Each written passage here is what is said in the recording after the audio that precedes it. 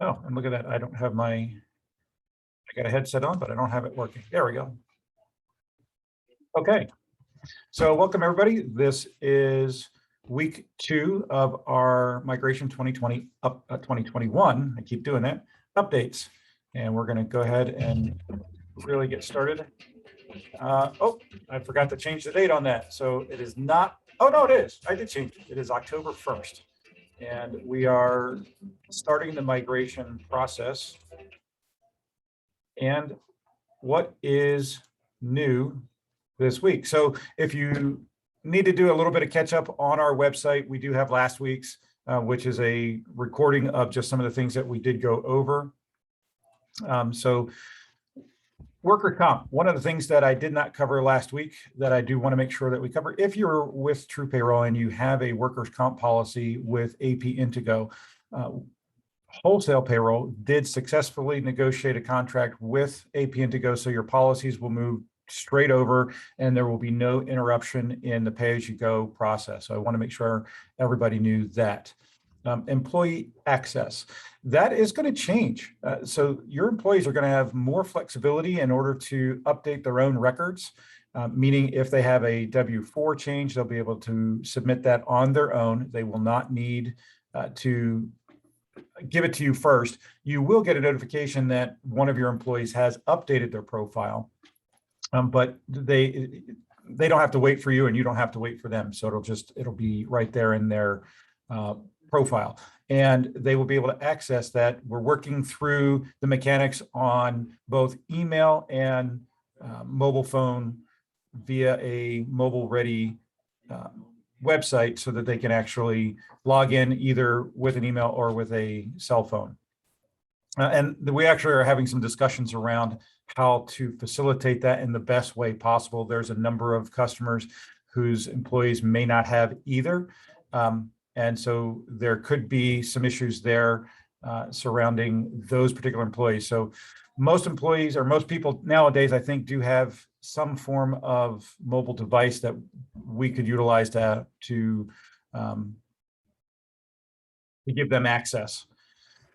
Fixing payrolls, that's another biggie. We didn't cover that last week. This week, I'm just going to touch on it. When there is a change that you need to make, whether there's an error or just something got forgotten, whatever the case is, or in the sense where we now have the employee retention credit program, anytime the government adds something new and we got to go back in time.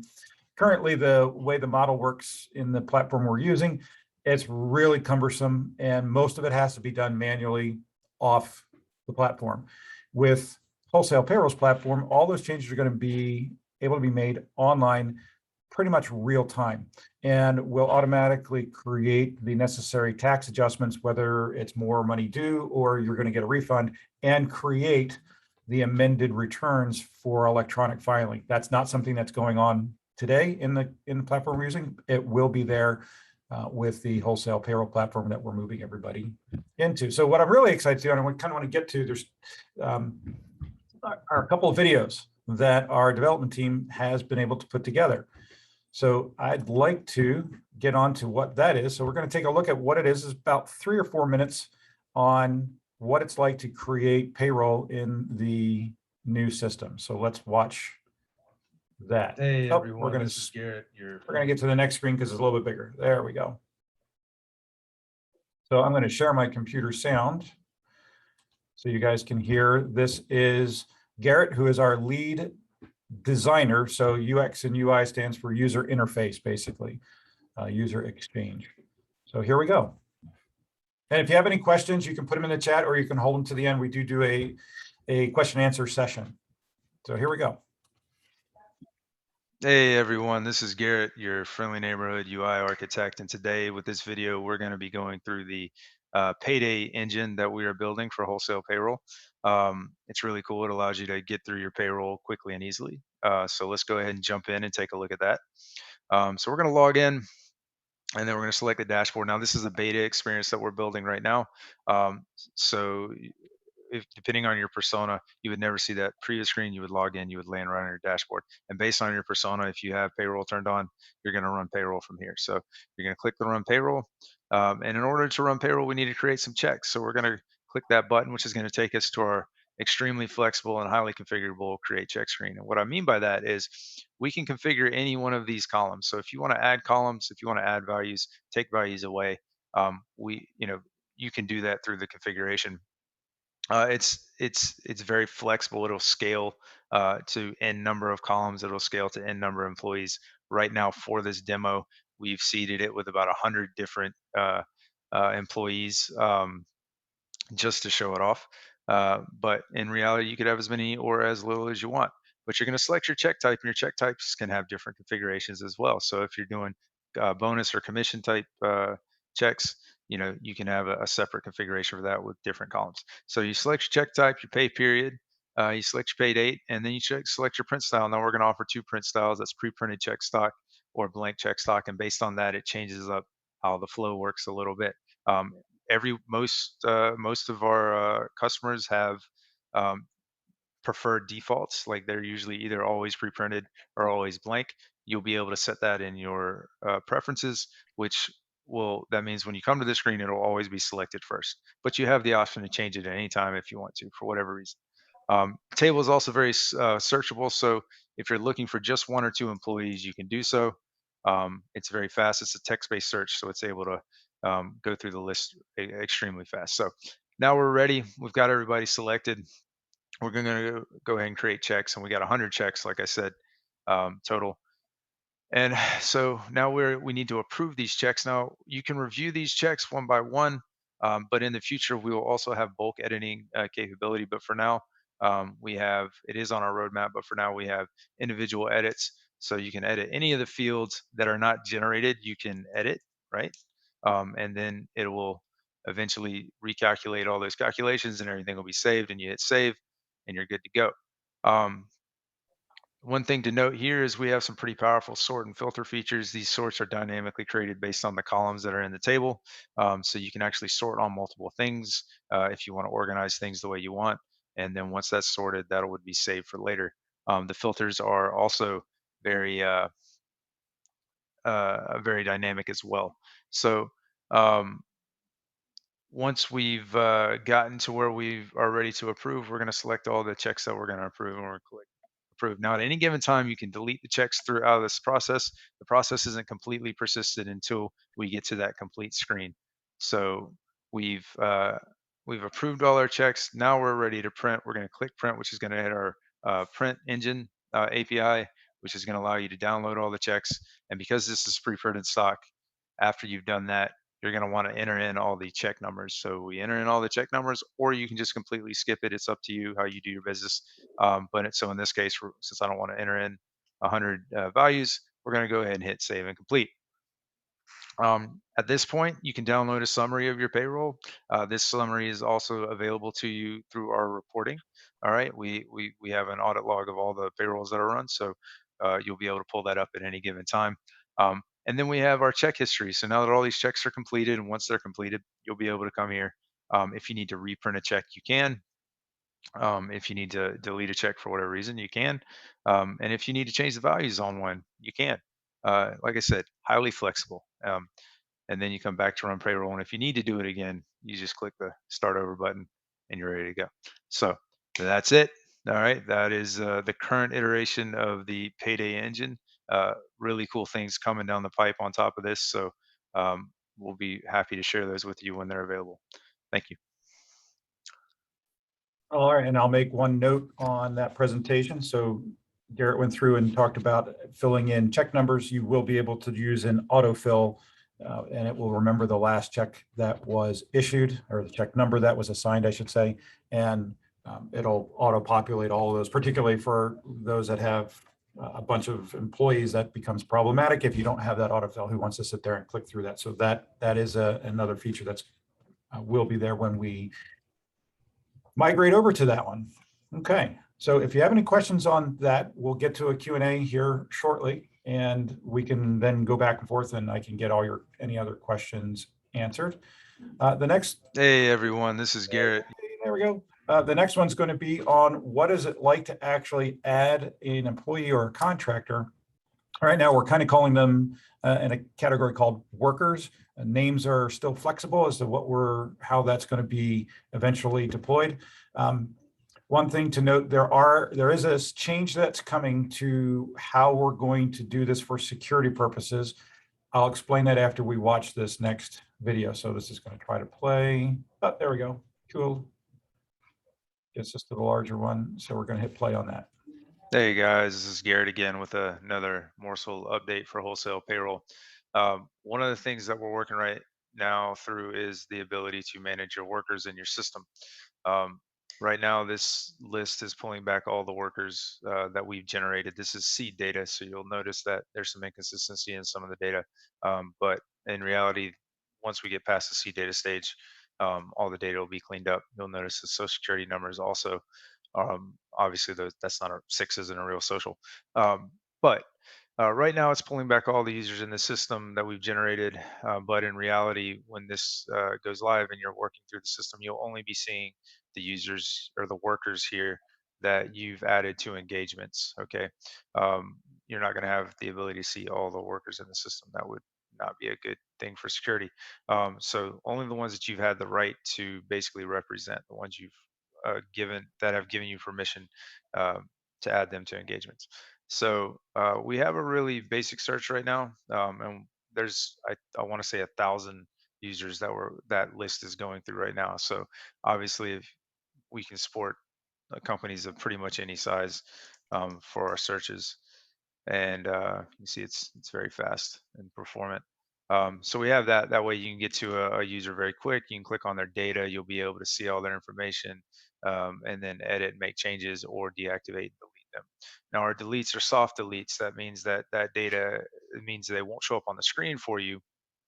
Um, I know these are showing up on the screen, but eventually they won't be on the screen. They won't be returned back in the list unless you specifically request them on the UI. But a delete is a soft delete because we don't delete anything ever.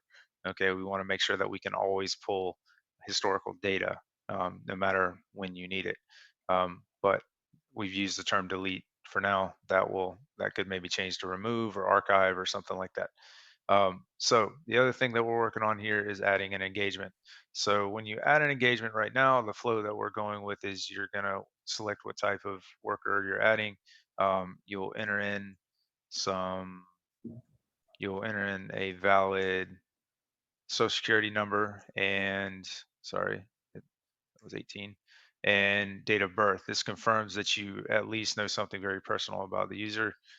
From here, you will select and continue. Now, right now, we have it that you select the user, you have the ability to edit their information before filling out your engagement details down here.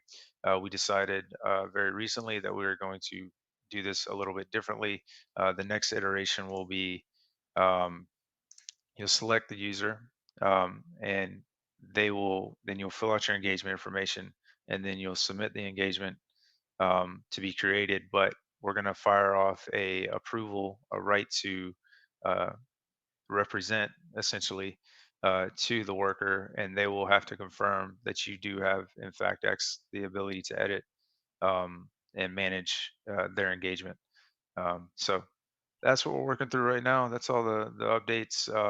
Companies are done. We're able to create companies and do all that fun stuff. So yeah, that's it. All right, you guys have a good week. Okay, I'm going to pause that before it shuts down. There's something that's really important to bring to light that we're doing differently in the design of the wholesale payroll platform. And that is essentially, there is one record per person. And what that basically means, and this is where Garrett is alluding to, and how you're seeing in this example, Jana Alford. So if Jana is your employee and she goes to another place to work, whether it's a second job or she's moving on to something else, and that company is also using our platform or the wholesale payroll platform, then she doesn't have to re-enter all of her information. You don't have to re-enter all of her information. And so what we're watching here is by putting in a social security number, you will have obtained that information and a date of birth. Of course, again, you'll have obtained that information from this person. our system, or the wholesale payroll system, will then go look to see if that exists, and where it does exist, you'll get that name back so that you can just select and continue. If it's not in our system or in the wholesale payroll system overall, then you'll get the prompt. And we saw that real briefly. I think if I scroll back just a minute, let's see.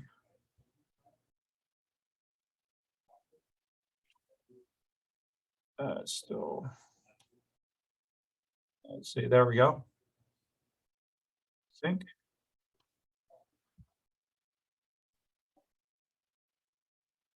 I'm just going to hit play, and Will be there we go.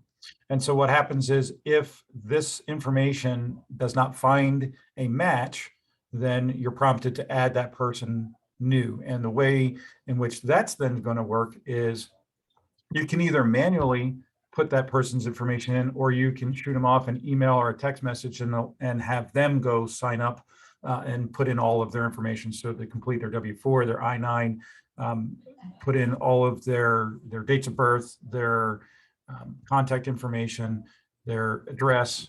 And then once that's complete, you'll then be able to actually, as what the terminology wholesale payroll is using is an engagement. So for each time a person is hired, whether as a contractor or an employee, they are then assigned to what's called an engagement, which is the actual just employment situation. So you would put them in as working in whatever role, whether it be in the restaurant, whether they're a server, a bartender, line cook, hostess, or if you've just got some more generic titles for the categories of employees that you have, then that's what'll show up, and that's the engagement that they would be assigned and connected to. And an individual can be, when they log in, so as an employee logs into the platform, they'll actually see all of the different places that they currently work and have worked, as long as it's obviously related to this particular system. And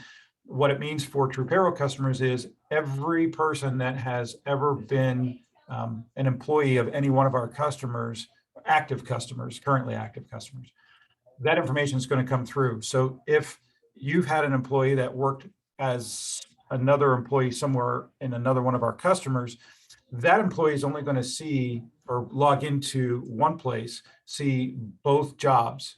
And where Garrett was talking on the other, I believe on the,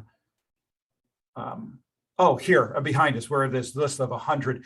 So because it's one record, one person, one record, you as the employer will only see the employees that are relative to the accounts that you actually have with us. So it's not like if I was working for you and then for somebody else that was in there, you logged in, you're only going to see my engagement, my assignment, my employment with your company. You wouldn't see it with the other one. I would, when I log in, I would see two companies, and then I can pull the records that I need from either one of those, or go back in time and see historically what I did as far as working for those companies. Okay, let's see. Oh, and yes, Garrett did mention the delete. There is no such thing. You're never going to be able to delete the records. We're actually going to change that word to archive. And the reason for that is history. We can't ever allow anything to be deleted. There's a complete audit trail that is being created. So at any given time, we'll be able to tell who did what and when they did it, as well as just when somebody was paid, how much they were paid. The more of an HR function will be available for that as well. Okay, that's it for the two videos. Hey guys, this is Garrett. There we go. And so a couple of questions that have come up this past week. So before I do answer those and then open it up to questions here, if you have questions throughout the week and you'd like to get them answered, by all means, shoot an email or a text over to us so that we can answer you as quickly as possible. And likely, I'm going to put that question into the next week so that we can see this. So this past week, what is the cutoff for getting the employee direct deposit information in the form that's gone out in emails to everybody. Right now, I don't have a cutoff date. We were hoping to make this transition effective today. It's not going to happen today. You'll be notified. We're going to be doing this in blocks as opposed to trying to do everybody all at once. You'll get notified when we're going to activate your account in the new platform before that happens, so that there's a date certain and you'll know it ahead of time. So there isn't a specific cutoff date. We'd like to get that information as soon as possible. And again, the reason for requiring this is the current platform does not allow even us to see the full bank account number or the full bank routing number. We can only see the last 4 digits, just like when you log in and you look at an employee, that's all that you can see. The same with us, it's all we can see. So we do need to gather that. We did not, for the most part, keep any copies electronically or otherwise of that information if you sent it over to us to do the data entry for you. We just don't save it for security purposes. So we do need to get it again. The form that is online is secure, so there's no real concern with that. And the second question that came up several times this week is, will I still be using the current platform to do my payroll processing? The answer is yes. Continue to use the same login, the same URL to get logged in. You process everything the exact same way. Then again, we will notify you of the specific date upon which your company will be moved over. The login will, you'll go to the TruPayroll page, and then the employer login at the top, you'll click that and it'll take you to the new. So you might want to just get into the habit of doing that, because that will take you currently. If you do that, it'll open up a new browser window and take you to the current platform login. When you are switched over, it will then take you to the new login. Well, actually, no, I have to find out about that, because we can't have 2 logins, the same button, go to 2 different places. So I will follow up with that, actually, login process. And I'll update that for next week. Okay, that's it for me for the current this week's update. Again, we're here every week. I'm going to go back one slide just to go to the Q&A and open it up. Does anybody have any questions they'd like to? You can unmute yourself and ask questions, or you can put it in the chat. Before we got about 6 minutes to go. Anybody? Nada? Nobody? This is going to be the smoothest transition ever. No questions. That's great. Well, again, if you do, then shoot over a text message or an email, and we'll get that answer to you directly and privately, as well as likely put it in here so that we can answer that for everybody. The only question that's a bad question is the one that you don't ask. So to keep up to date, you can go to the TruPayroll.com/launch. That is not something you can navigate to. We don't have it as a menu option on the main page, so you do have to know that link. And I will go ahead and launch that so we can see. That's what it looks like. You can register for upcoming meetings. And when we scroll to the bottom, this will be up later today at the very bottom. So we're keeping this library of videos. If you didn't see last week's, that's right here too. Okay, if there are no other questions, I'll stop that. Actually, I'll stop the share. And we'll conclude this week's update. Okay, coolio. Thanks, everybody. Enjoy your week. And again, let me know if you have any questions, comments, or concerns. Take care. Bye-bye.